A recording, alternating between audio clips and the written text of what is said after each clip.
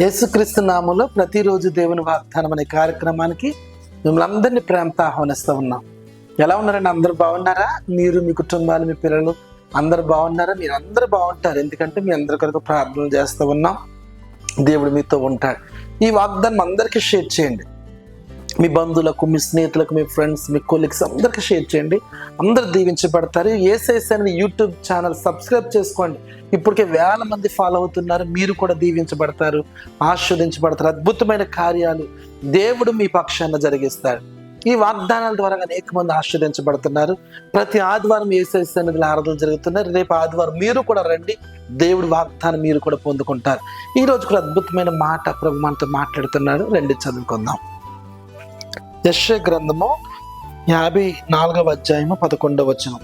ప్రయాసపడి గాలి వాన చేత కొట్టబడి ఆదరణ లేకుండా ఉన్నదానా, నేను నీలాంజనములతో నీకు కట్టడములు కట్టుదును, నీలములతో నీ పునాదులు వేయుదును.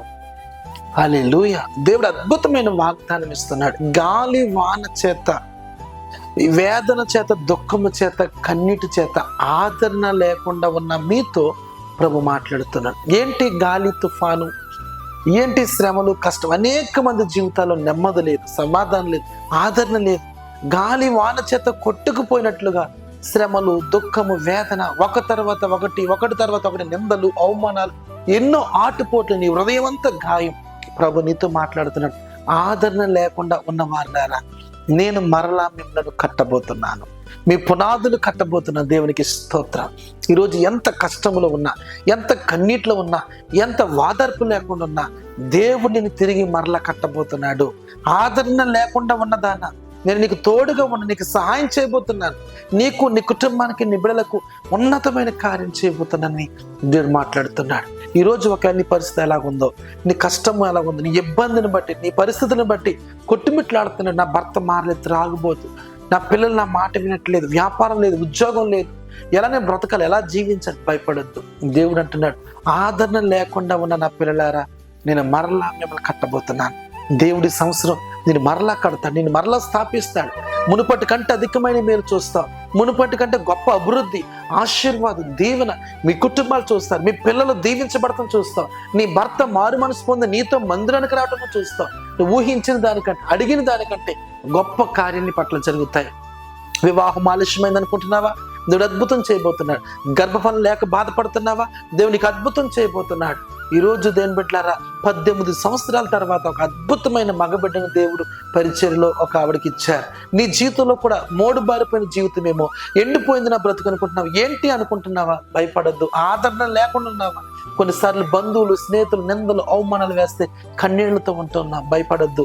దేవుడిని మరలా కట్టబోతున్నాడు, బలమైన కార్యాలు చేయబోతున్నాడు. ఈ వాగ్దానం వింటున్నా మిమ్మల్ని అందరినీ దేవుడు తిరిగి కట్టును గాక. మీ జీవితాల్లో అద్భుతాలు జరుగును గాక, గొప్ప కార్యాలు జరుగును గాక. ఈ రోజంతా కూడా దేవుని యొక్క మహిమను మీరు అనుభవించుదురు గాక. ప్రార్థన చేసుకుందాం. ప్రేమ గల తండ్రి, పరిశుద్ధుడా, నీకు వందనాలు. ఎంతమంది వాగ్దానం విన్నారు? ఆదరణ లేకుండా ఉన్న పిల్లలారా, నేను మిమ్మల్ని కడతానన్న ప్రభా. శ్రమల్లో, కష్టాల్లో ఆదరణ లేకుండా ఉన్న వారందరినీ మీరు కట్టబోతున్నాం, స్థాపించబోతున్నా. నీకు స్తోత్రాలు. గొప్ప కార్యాలు జరుగునుగాక. ఒక్కొక్క బిడ్డను దీవించండి, ఆశీర్వదించండి. ఒక ఫ్యామిలీ ఏడుస్తూ ఉన్నారు, అప్పులో, శ్రమలో, కష్టంలో ఉన్న ఏడుస్తూ వాగ్దానం వింటున్నారు. ప్రభు మీతోనే మాట్లాడుతున్నాడు. నేను మరలా మిమ్మల్ని కట్టబోతున్నాను. ఒక బ్రదర్ నాకు కనబడుతున్నాడు, వ్యాపారంలో లాస్ అయిపోయావు, అన్ని కోల్పోయి ఒంటరిగా ఉన్నావు.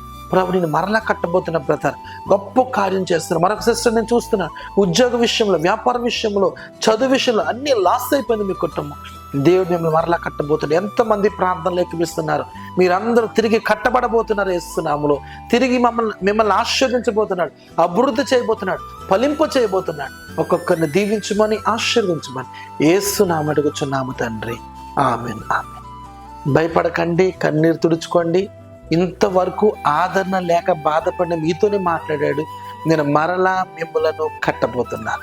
ఈ రోజంతా కూడా దేవుని కృప మీకు తోడుగా ఉండును గాక. ఆమేన్.